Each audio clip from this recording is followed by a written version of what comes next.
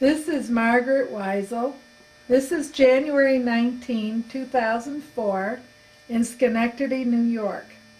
She served in the Auxiliary Territorial Service in Belfast, Ireland from March 10, 1943 through October 31, 1946. This interview is taking place in the Weisl home and is conducted by June and Kenneth Hunter at 3:30 p.m. What is your full name and when and where were you born? Well, my full name is Margaret Mary. It was Wilson and it's now Weisl. I was born in Mitcham, Surrey in England, and I lived there until I was about 7, and then I went to live in Dublin. My father was a Scot, but my mother was Irish, and living in England did not suit her health, which was the reason we moved to Ireland. So I grew up in a little town just outside the city of Dublin and went to school there, and when war broke out, I was 14 and still at school, but a lot of my schoolmates had left and had joined the different parts of the British military. And that when they'd come on leave, they would come down to the school to see our teachers and to see their school pals that they used to have. And I guess that prompted me, after I'd left school and had been to business school, that I felt that I should do my little bit as well. So when I was old enough to join up, which was 17 and a half, I went up to Belfast and joined the ATS, which was Auxiliary Territorial Service, the British Army's women's branch in those days. And when I left home, I left by train, and I went to a place called Ballymena, which was the training centre, and I was there for about 5 weeks, learning to march, learning to take care of our uniform, having our hair cut so that it wouldn't rest on our collars, and doing physical training. I guess that was to get us in good trim, and learning how to make our beds and keep our barracks tidy and things like that. Then after the 5 weeks were up, they sent me to a place just outside London to a training for radar, and they trained me there as what they call a plotter. And the plotting table was a large table with a map of the area that was being served by radar, and we had long pointers with numbers on it, and we wore headphones, and somebody would give us a grid reference and we would plot it on the table, and as each reference came through our headphone, we would move the marker on the board so we'd know in what direction the enemy aircraft were coming. And when we got that, we would give that reference to our ACAC guns so they would know where the enemy aircraft were coming, and they could train the guns on them.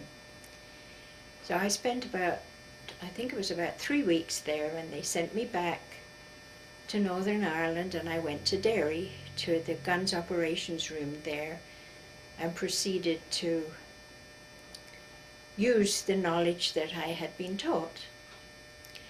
I spent about a couple of months doing that, and they sent me on another course back to just outside London again, and this time I was to be a teller.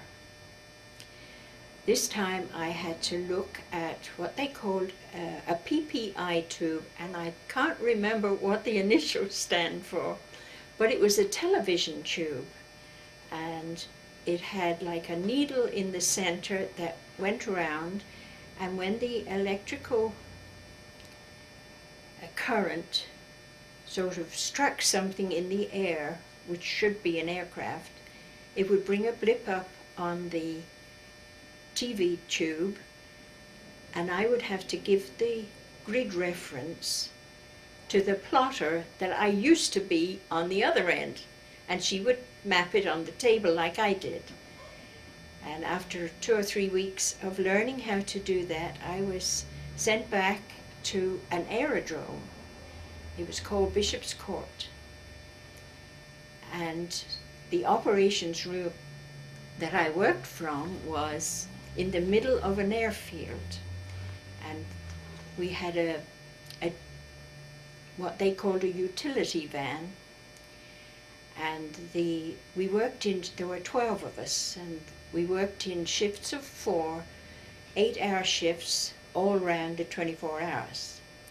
And we had a driver for this utility van who would drive us out to our ops room, and then we would go down underground and sit in front of our television tube and read off the blips as they came up over onto the screen. And those were plotted in a gun operations room, and then that information would be sent to the ACAC guns.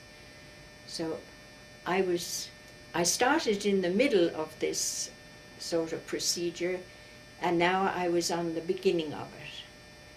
And so from about the end of 1943 right the way through to June of 44, D-Day, this is what I did. Then they decided that they didn't need us to do that anymore, and we were posted to the centre of England, to a place called Brigstock. And I was there for about 6 weeks. We arrived in September and spent about 6 weeks there while they decided what they would do with us, where they would send us, what they wanted us, jobs they wanted to put us into. In the meantime, this little village, which I think Ken called a town, it was no more than a village, was about 5 miles from the airfield that Ken was stationed on. And a group of us girls went to the local pub one evening and met a group of United States Air Force men, one of them being Ken. You should tell us who Ken is. Ken is Ken Weisl, my husband, who lives in this same house with me. And he was interviewed already too today. And he's just been interviewed today. And so my friend was with me. Her name was Kay, and Ken and Kay became very good friends, and I was just sort of a mediocre friend, I suppose, for the time being. But anyway, eventually Ken and Kay got married. But she and I then moved down to Reading. They sent us to a records office as clerks. It was signals records, and we had to keep clerical records of what the Signal Corps, the Royal Signal Corps, were doing. So we sort of took care of battalions of signalmen, or if they were sent overseas, we took them from one sort of box and put them in an overseas box.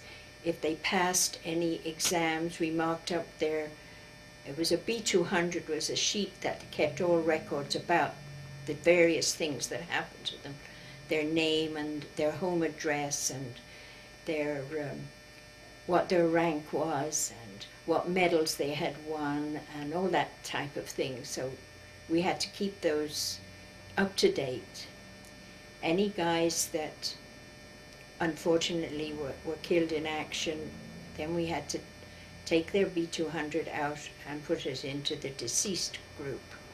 That was a rather harrowing thing to have to do, especially if you happen to know the person. Well, that was September 44, and I stayed there until October 46, so I was just over 2 years doing that.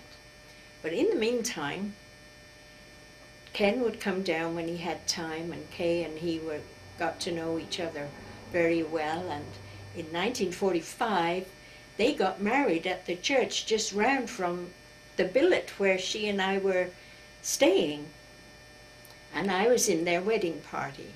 It was a small wedding party, and after a month then she was demobbed and went home until then when Ken went back to America, then she went back to, followed him sometime later. In the meantime, I was still working in Reading, and when we had time off, we would go up to London or into Reading town. Or we worked on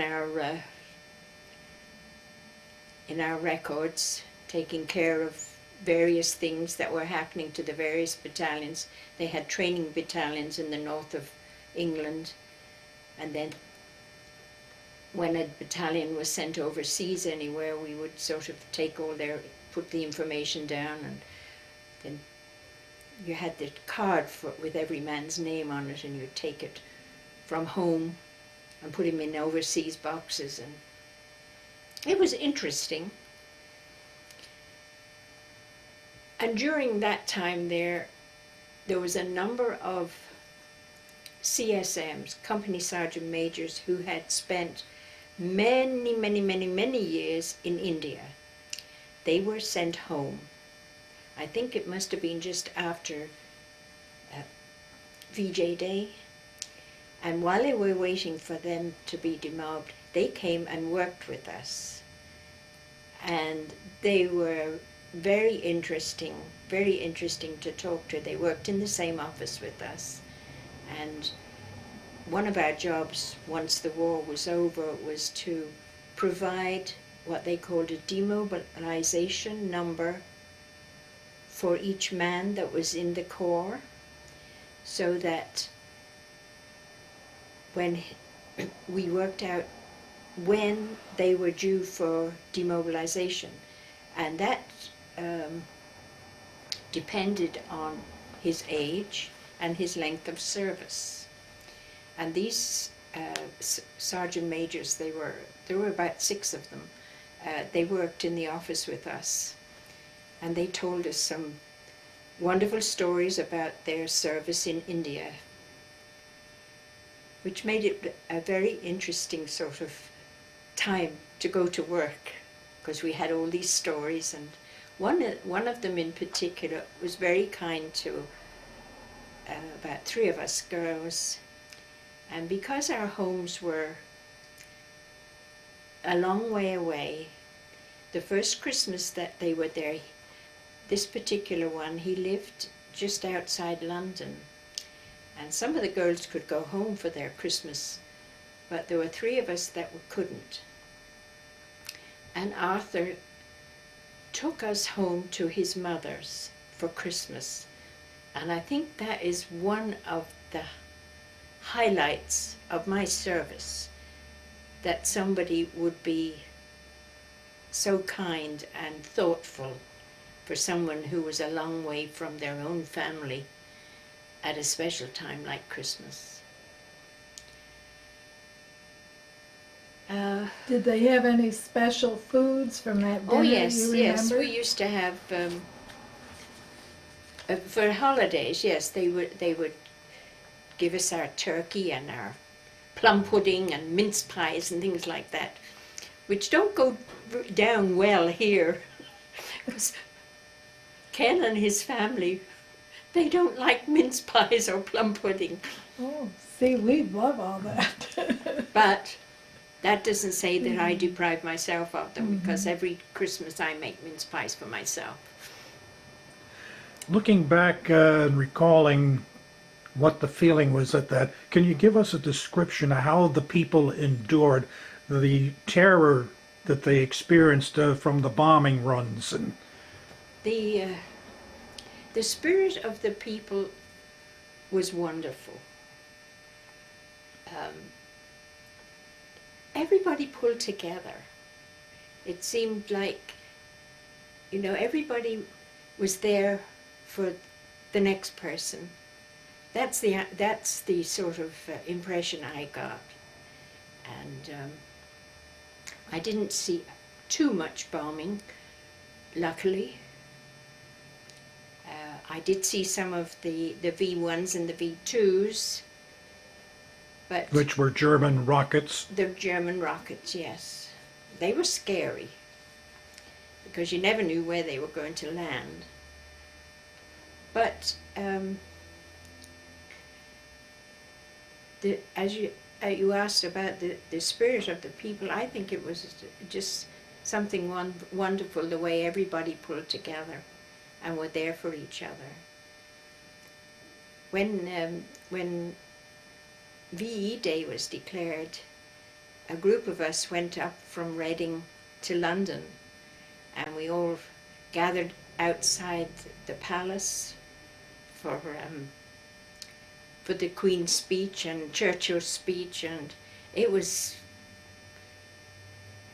something to be remembered all your life.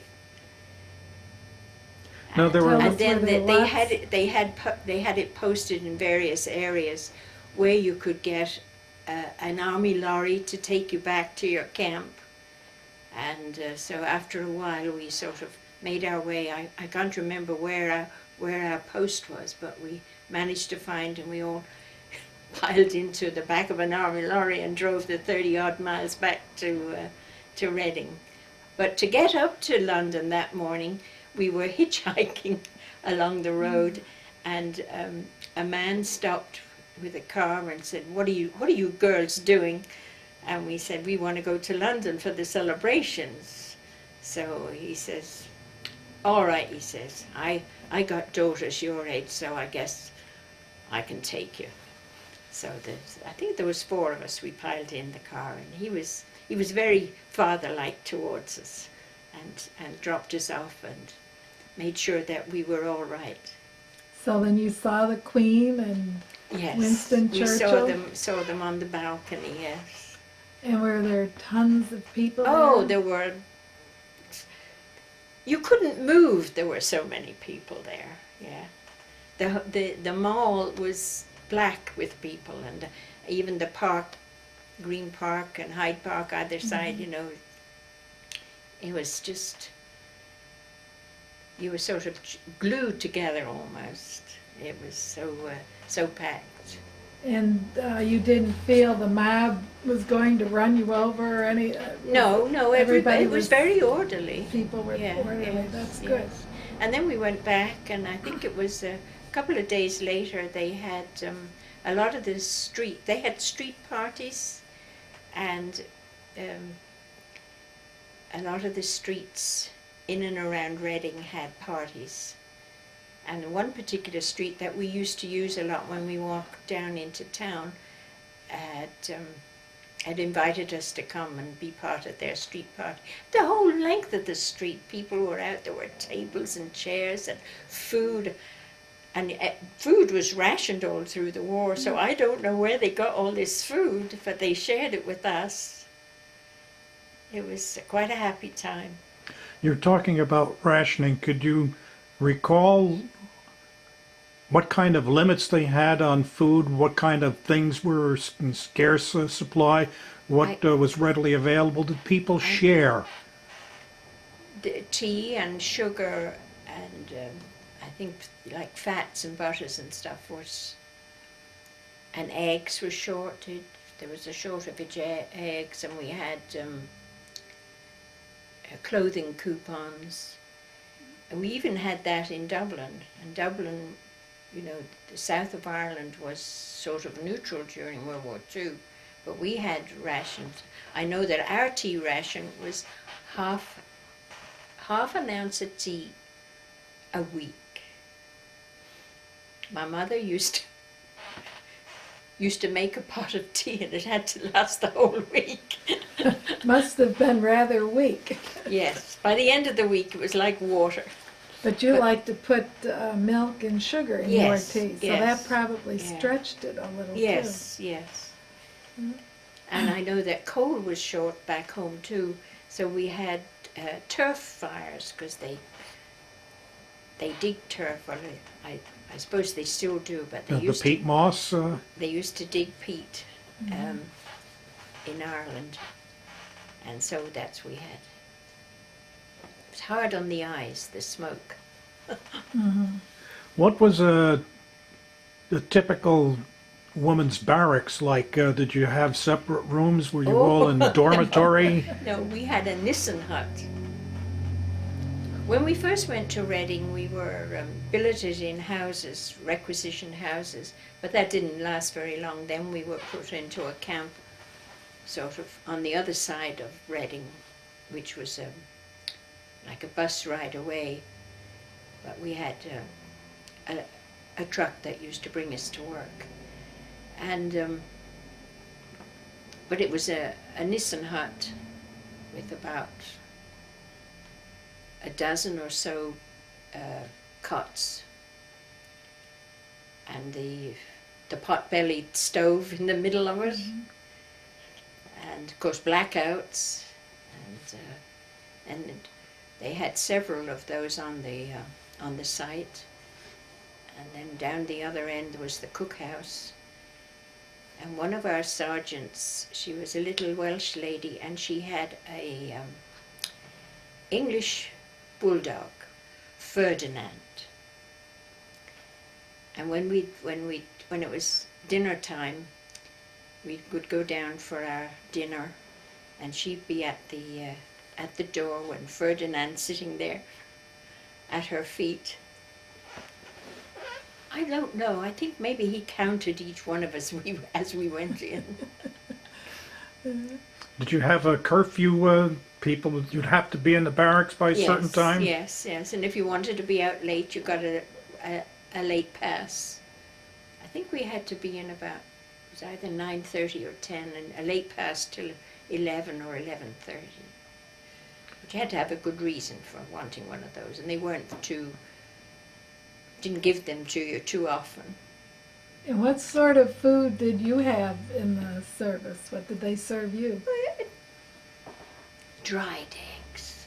Ugh. Powdered eggs, we didn't like those. At least most of us didn't like them.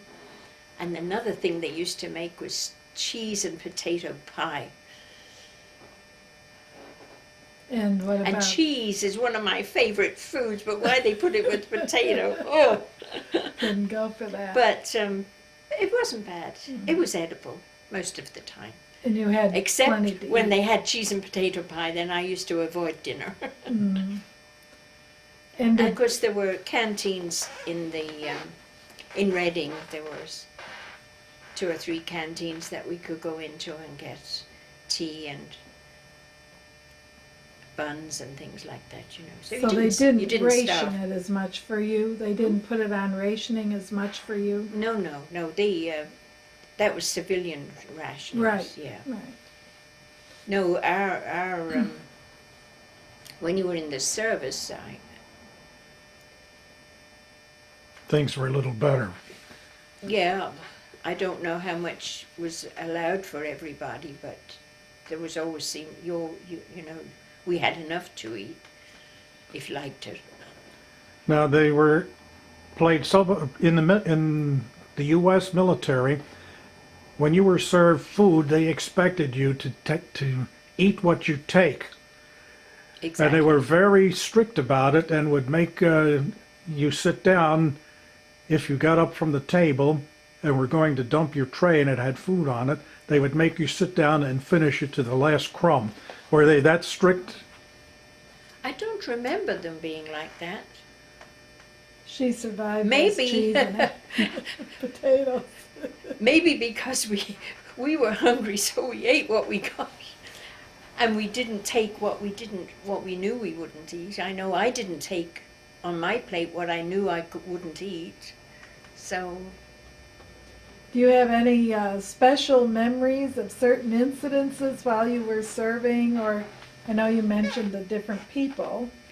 yeah, one of the things was the comradeship, you know, that was something. I'm still friends with people that I met during those years. Some of them have gone, but there's still 2 or 3 of us left that keep in touch with one another. Have you been back since you came to this country to see the people? Or Yes, I still have family in England. But the last time we were back was in '92. That was the 50th anniversary of the 8th Air Force coming to England. So of course Ken wanted to go back, and I was glad to go so I could go see my family. When you had time off and went into London, we've heard so much about the damage and devastation there, and how people, when there were air raids sounded, would go into bomb shelters that were railroad stations, subway stations. And all. Yeah. Can you tell us a little about what it was like? Undergrounds, yes. A lot of the people in London slept in the undergrounds during the war. And I remember that when we used to go up to London, we would always go to the YW, the Young Women's Christian Association, for beds. If they didn't have beds, they would find somewhere for you. And I remember that one weekend they sent us, I think it was Clapham. There was a new underground at Clapham which hadn't been used, but they sent us there, and we went down in the underground, right down in the underground, and it was set up as shelter. And they had 3-tier bunks, one on top of the other, for people to sleep in overnight. So there was a couple of us. That's where we stayed one night. You could hear the trains running over the top of you. But apparently that was a new one they had built and hadn't put into use, so they were using it like that. So, but from what I've seen and heard, a lot of the Londoners themselves, that's where they took their bedding down into the normal underground stations, you know, that where the trains ran through them, and spent time there. were they healed? Quite often they'd come up and their house was gone the next day. Were these places, did they have heat in them, or was it quite cold and damp? Or don't you I don't remember? I know we always used to be glad of our greatcoats. That, you know, we used to have a heavy coat, so we were always glad of having those with us. So maybe they weren't heated. Then, were there any organizations like we have for the people who served in the military there? Yes. There is my sister-in-law, who was in the service with me. She's a member, and she has signed me up in it, and so I get their magazine. It's a quarterly magazine. It's for women that served in World War I, World War II, and after World War II, the ATS became the Women's Royal Army Corps, and women that served in that since World War II. And it's for past members. And so my sister-in-law, she pays my dues for that. But I belong to the 8th Air Force chapter here, because they take in women members as well as male. You don't necessarily have to belong to the 8th Air Force. So because Ken is interested in it, I go along too. I find it interesting too. But other than that, I can't attend any of the meetings in London. Have they ever had like a reunion that you could go back to, or you would only know your sister-in-law really, or do they have other groups like that over there too? Oh yes, they have them in branches? different areas. She belongs to Mhm. a London group because she lives just outside London, and but they have them in all different parts of the Oh, yeah. UK. Yeah, British Isles. And then they have the same for men as well, I suppose. Oh yes, yeah. They Mhm. have the British Legion, Mhm. and then they probably have their regimental groups too. Since you're married to a man who served in the U.S. Military, have you ever discussed similarities and differences between what you experienced in your country versus the U.S.? Or Oh yeah, uh, I think that's one thing that binds Ken and I together. We have the same or similar experience from our youth. You know, we went through it at the same time.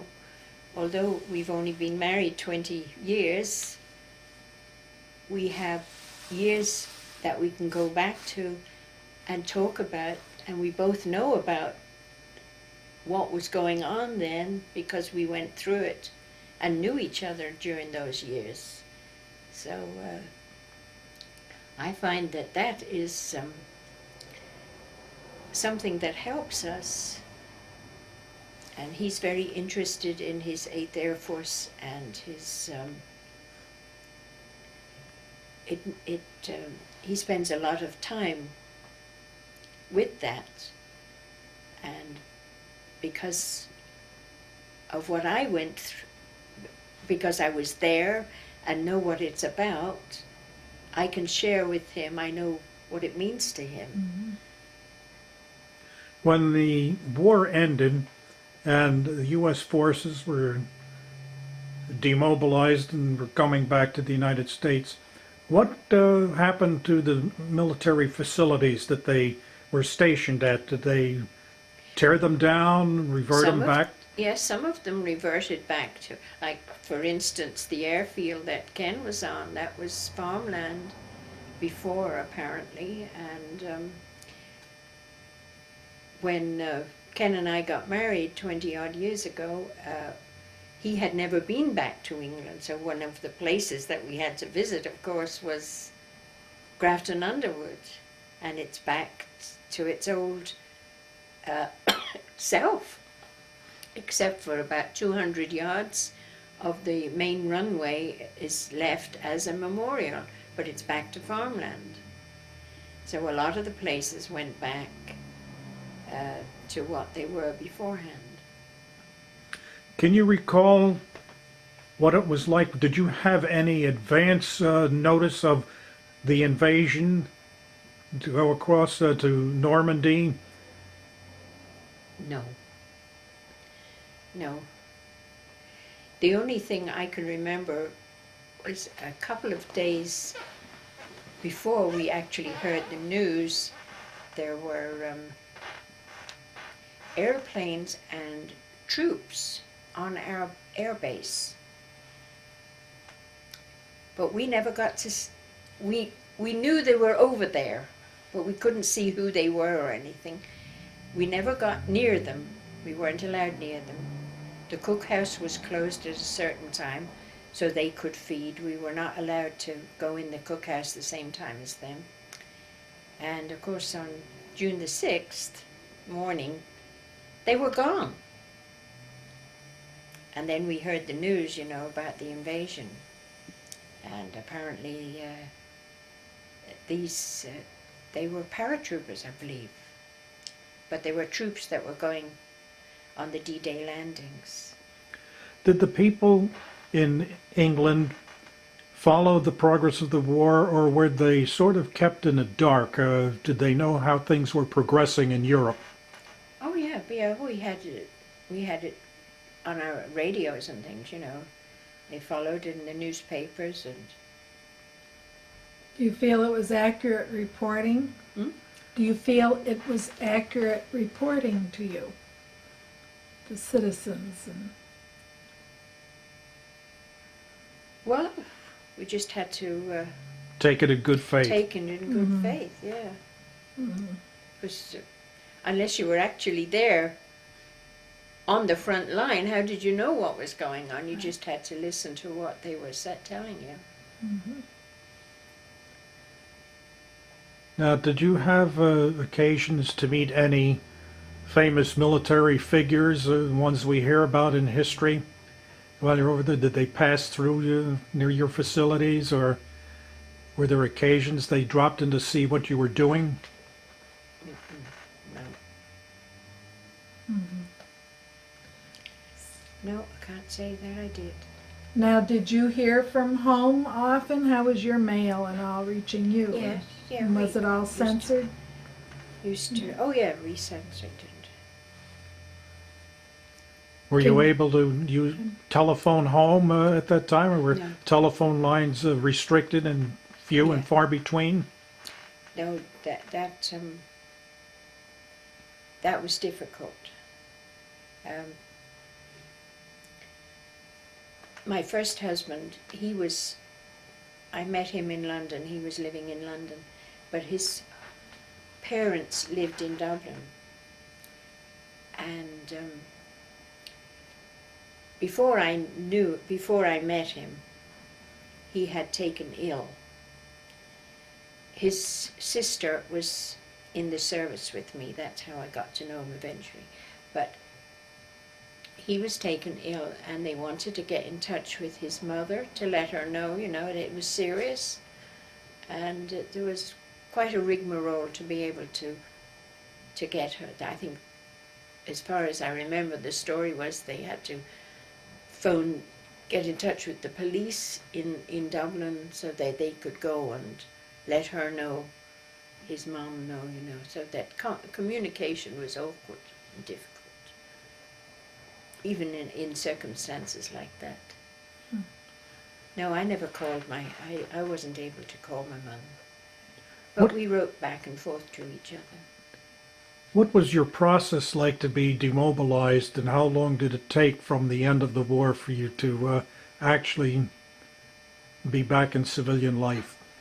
Well, the war ended in, VJ Day was in August of 1945, and I spent another 15 months, because I was young when I joined, and I hadn't got the length of service, You had an obligation of time to fill, then I take it. Well, as I say, when we did the demobilization numbers, you based it on your age when you joined and the length of service that you put in.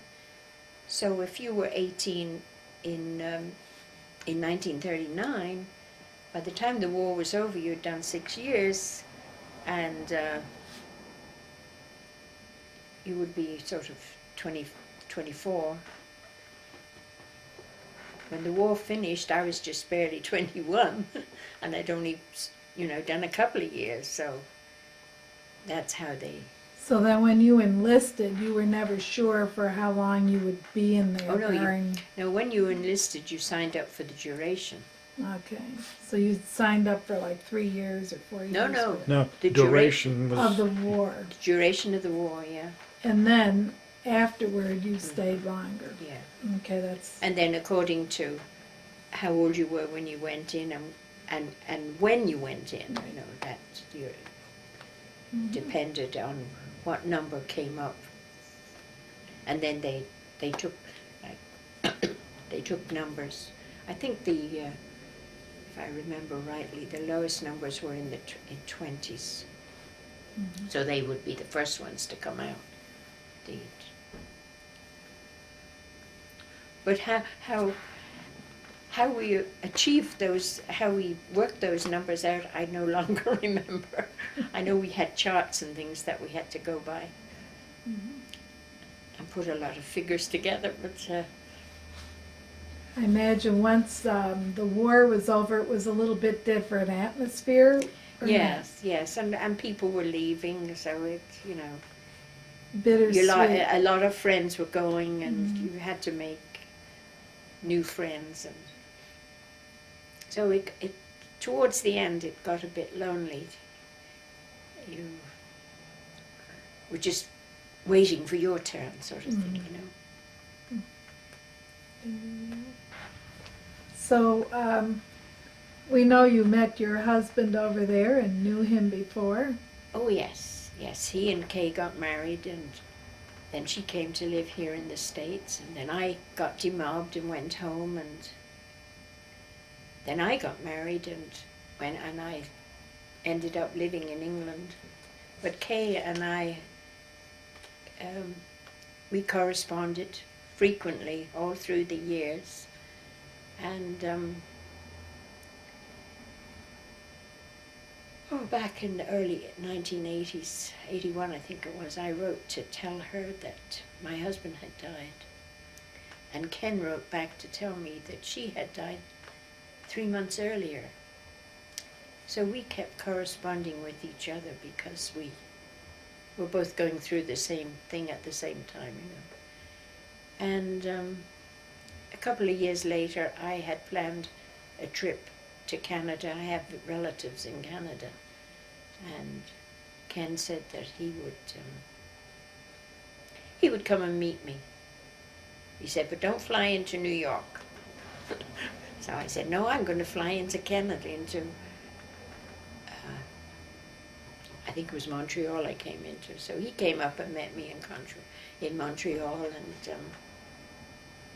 he actually took a couple of weeks off, and we spent 12 days together. He brought me down to the States, and down to Pittsburgh, where his mother lived, and I met his mother. And then I went off on a trip to the Rockies. And I used to call him every couple of days to let him know how the trip was going. Excuse me. I was in Banff, and my sister-in-law and my goddaughter were with me on the trip. And so I phoned Ken, and while I was talking to him, he said, would I think seriously of coming back and marrying him and living in the States? And I said, I'm on holiday, I can't think about anything like that. And the girls heard me, and they're saying, what'd he say, what'd he say, what'd he say? When I told them what he said, they said, you can't let that poor man wait until we go home. You've got to answer him now, or, you know, tell him yes or what you're going to do. So the next day I called him back and said I would think seriously of it, and yeah, maybe I would do it. So when I got home then, we talked, and I came over, that was in July, and the following October I came over and spent a couple of weeks here. Met the rest of his family, some of his children, and decided we'd get married. Were you married here or in Yeah, England? here. Over here. It was easier for me to come here because I had no ties at home. Mm-hmm. And he's got his family here, so I came here. So prior to that, you were working in an office, you said. Yes, when I came What out kind of of the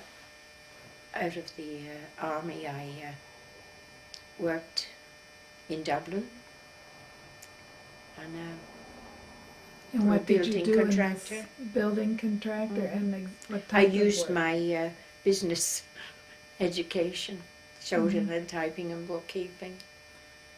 And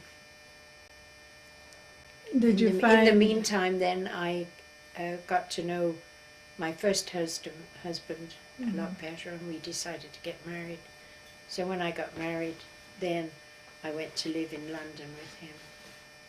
And did you work there also, or were you? Yes, yes, I Mhm. used to work for.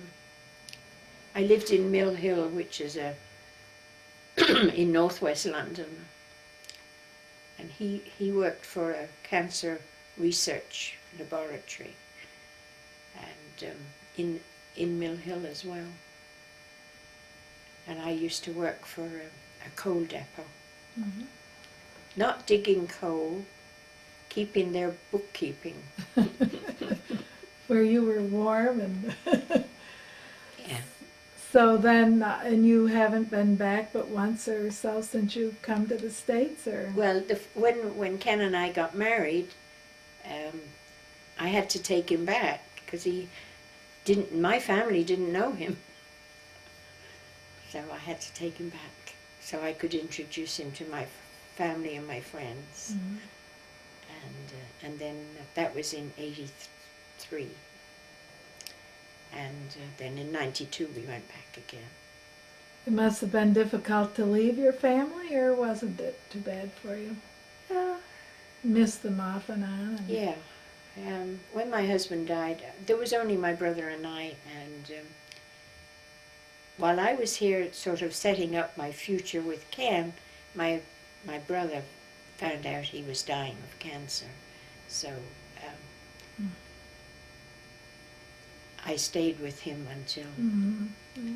everything was over and done with. Mhm. And stayed with his wife and family, Mm-hmm. and then I came. Mm-hmm. But he just hung on until everything was fixed for me. It took about 6 months to get all the papers and things Yeah. through. And I bought my ticket and everything, and my sister-in-law called me and said, "You'd better get here." Mm-hmm. And that was about 2 days after I bought my ticket to come the following Mm-hmm. week. So I postponed it for another week while I could be Mhm. with her.